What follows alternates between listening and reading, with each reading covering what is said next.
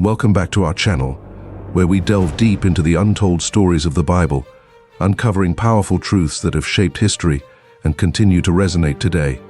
In this episode, we explore the fascinating and often overlooked story of Esau, the twin brother of Jacob.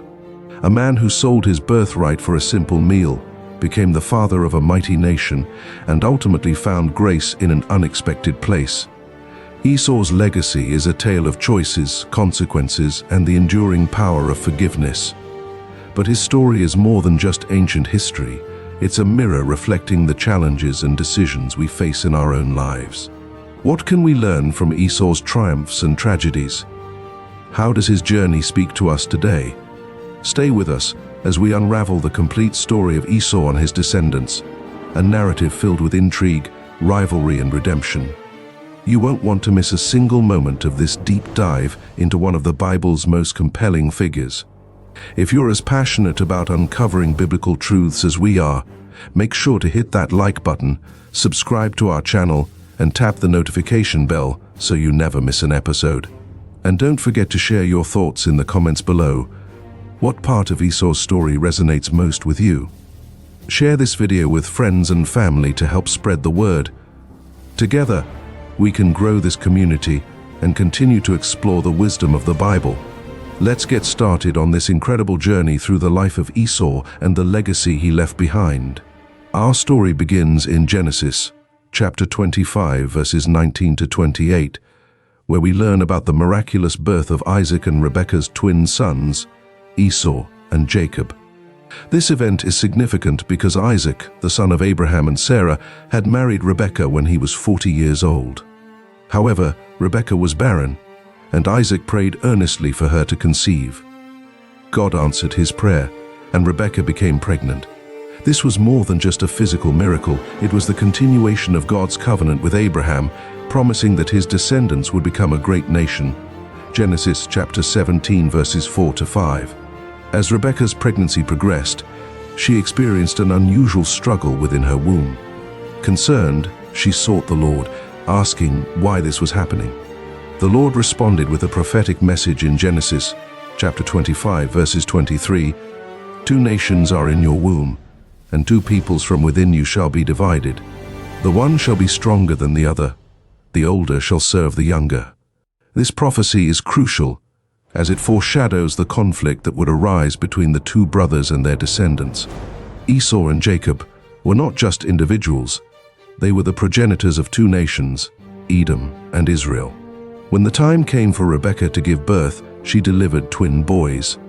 Esau was born first, described in Genesis chapter 25, verse 25, as red and hairy, which would later become symbolic of his rugged nature.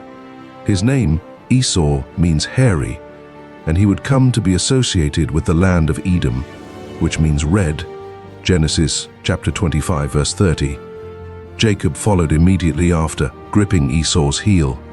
This detail is more than just a physical description. It symbolizes Jacob's desire to supplant his brother. The name Jacob means he grasps the heel, which can also imply he deceives or he supplants. This theme of supplanting is central to Jacob's life and their eventual rivalry. As the boys grew, their differences became more pronounced. Esau became a skillful hunter, a man of the field, and was favored by his father Isaac, who enjoyed the wild game Esau provided. Genesis chapter 25, verses 27 to 28. In contrast, Jacob was a quiet man who preferred to stay among the tents. He was favored by Rebekah, who perhaps remembered the prophecy that the older would serve the younger. This parental favoritism sowed the seeds of division within the family and set the stage for future conflicts. The contrasting personalities and parental preferences highlighted the divergent paths that Esau and Jacob would take. Esau, as a hunter, represents a man of the earth, driven by physical needs and desires. Jacob, staying among the tents, symbolizes a more contemplative life, connected to the promises and covenant of God. The birth of Esau and Jacob, therefore, is not just a family story. It is a narrative filled with prophetic significance.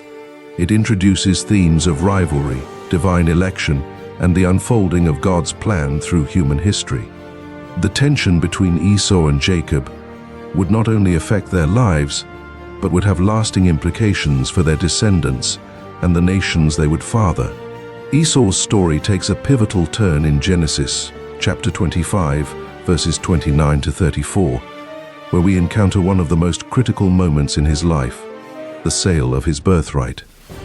The birthright, in the context of ancient Near Eastern culture, was a highly significant inheritance. It granted the firstborn son a double portion of the family inheritance and positioned him as the spiritual leader of the family. The birthright was not just about material wealth, it was about carrying forward the covenantal promises that God had given to Abraham and Isaac. Esau, however, appears to have little regard for this sacred inheritance. In Genesis chapter 25, verses 29 to 34, we find him returning from the field, exhausted and famished. Jacob, who had been cooking a lentil stew, seizes the opportunity to bargain for Esau's birthright. Esau, driven by his immediate physical hunger, says, "Look, I'm about to die. What good is the birthright to me?" Genesis chapter 25, verse 32. In a moment of impulsiveness, Esau swears to Jacob and sells his birthright for a simple meal. The Bible then concludes this episode with a poignant statement. Thus Esau despised his birthright. Genesis chapter 25, verse 34. This act of selling his birthright reveals Esau's impulsive nature and his lack of appreciation for spiritual matters. The birthright was a symbol of God's covenantal blessings, including the promise that through Abraham's lineage, all nations of the earth would be blessed. Genesis chapter 12, verses 2 to 3. By despising his birthright, Esau showed a disregard for the spiritual responsibilities and privileges that came with being the firstborn. Later, in Genesis chapter 27, the story intensifies when it comes time for Isaac to bestow his blessing. Isaac, now old and nearly blind, prepares to bless Esau, his firstborn, as was the custom. However, Rebekah, remembering the prophecy that the older would serve the younger, devises a plan for Jacob to receive the blessing instead.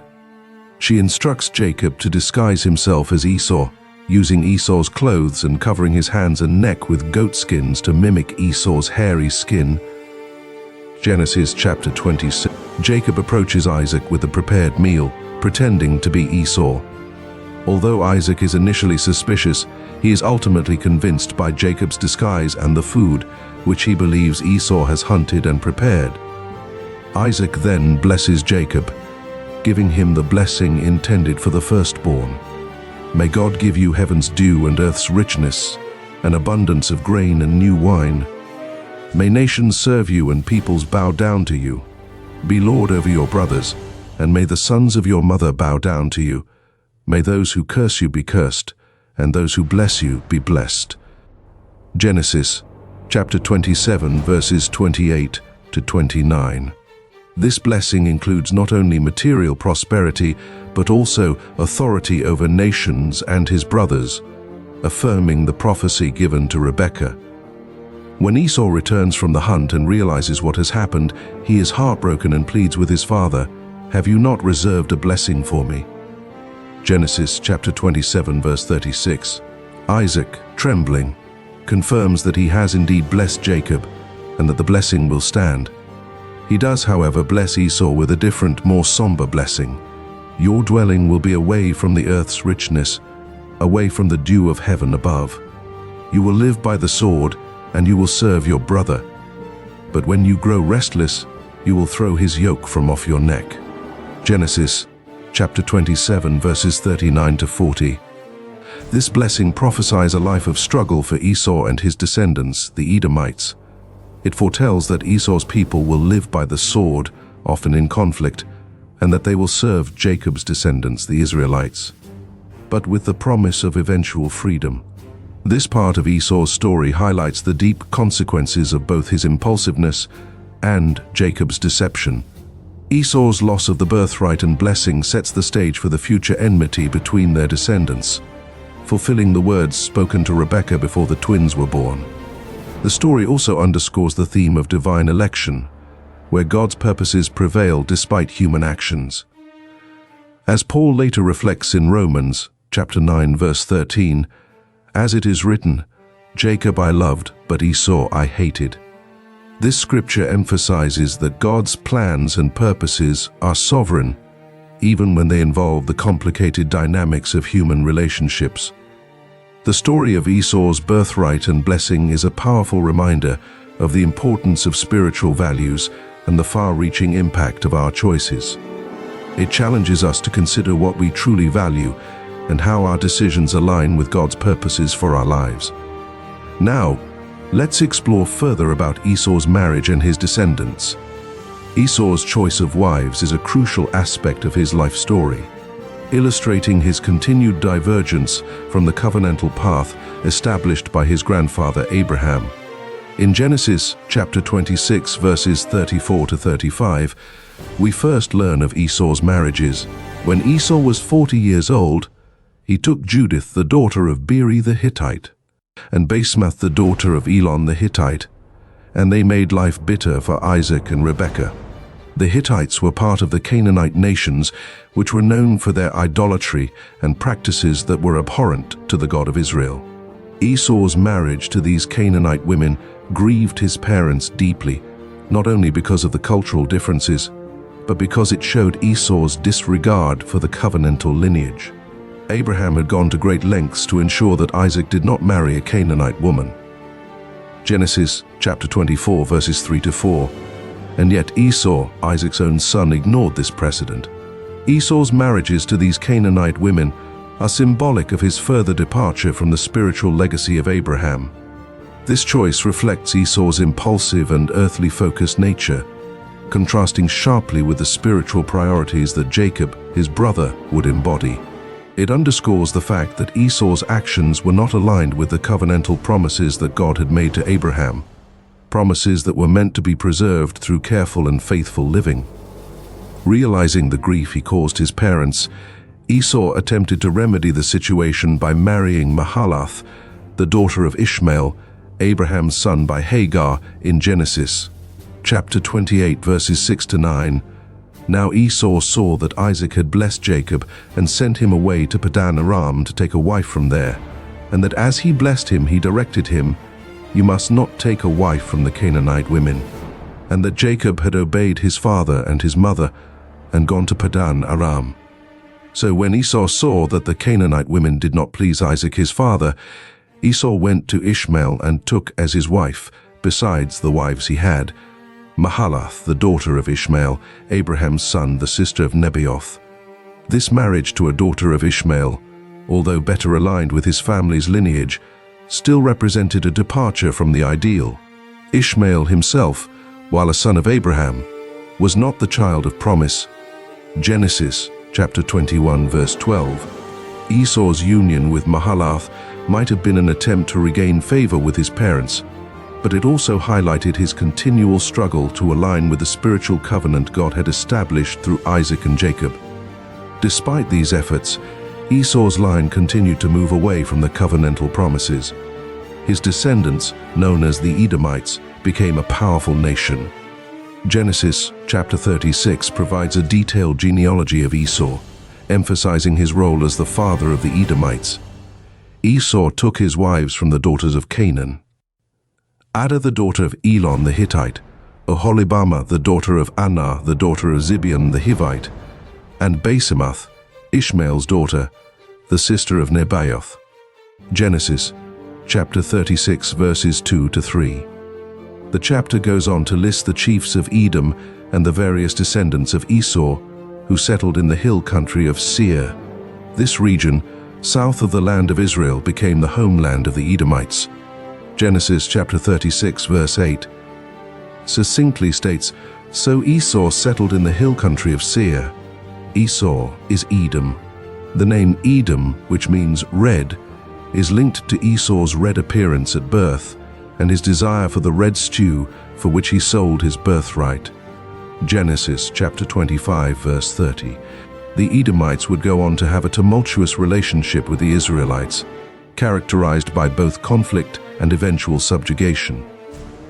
The prophet Obadiah speaks extensively about the judgment against Edom, reflecting the long-standing enmity between the two nations. Obadiah, chapter 1, verses 3 to 4, captures the pride and eventual downfall of Edom. The pride of your heart has deceived you, you who live in the clefts of the rocks, in your lofty dwelling, who say in your heart, "Who will bring me down to the ground?" Though you soar aloft like the eagle, though your nest is set among the stars, from there I will bring you down, declares the Lord. This prophecy against Edom symbolizes the consequences of living apart from God's covenant, despite Esau's strength and the power of his descendants. Their separation from the covenantal blessings meant that their story would be one of conflict, struggle, and eventual judgment. Esau's marriages and the rise of his descendants, the Edomites, serve as a powerful narrative of how choices, especially those concerning spiritual matters, can have far-reaching consequences. Esau's decision to marry Canaanite women and his attempt to correct his mistake by marrying a daughter of Ishmael reflect a life lived outside the fullness of God's covenantal promises. The legacy of Esau, while marked by strength and earthly power, is ultimately a cautionary tale of what happens when one turns away from the spiritual inheritance intended by God. The relationship between the Israelites and the Edomites is one of the most complex and hostile dynamics found in the Old Testament. The enmity that began with Esau and Jacob extended to their descendants, manifesting in various conflicts, betrayals, and prophecies of judgment. One of the earliest and most telling encounters between Israel and Edom occurs in Numbers, chapter 20, verses 14 to 21. During their journey to the Promised Land, the Israelites, led by Moses, requested passage through the land of Edom. Despite their peaceful intentions, the Edomites refused, demonstrating their deep-seated hostility. But Edom said to him, "You shall not pass through, lest I come out with the sword against you." Numbers, chapter 20, verse 18. This refusal forced the Israelites to take a longer and more arduous route, exacerbating the tensions between the two nations. The Edomites' refusal is not merely an act of political defiance, but a continuation of the ancient rivalry between Esau and Jacob. It also symbolizes Edom's resistance to God's plan for Israel, a theme that would recur throughout the Bible. The hostility between Edom and Israel continued throughout the history of the Israelite monarchy. In 1 Samuel, chapter 14, verse 47, we read that King Saul fought against the Edomites, along with other neighboring nations. In his efforts to secure Israel's borders, when Saul had taken the kingship over Israel, he fought against all his enemies on every side, against Moab, against the Ammonites, against Edom, against the kings of Zobah, and against the Philistines. Wherever he turned, he routed them. This verse highlights that the Edomites were considered enemies of Israel from the very beginning of the monarchy. Saul's campaigns against them were part of a broader effort to establish Israel as a dominant power in the region.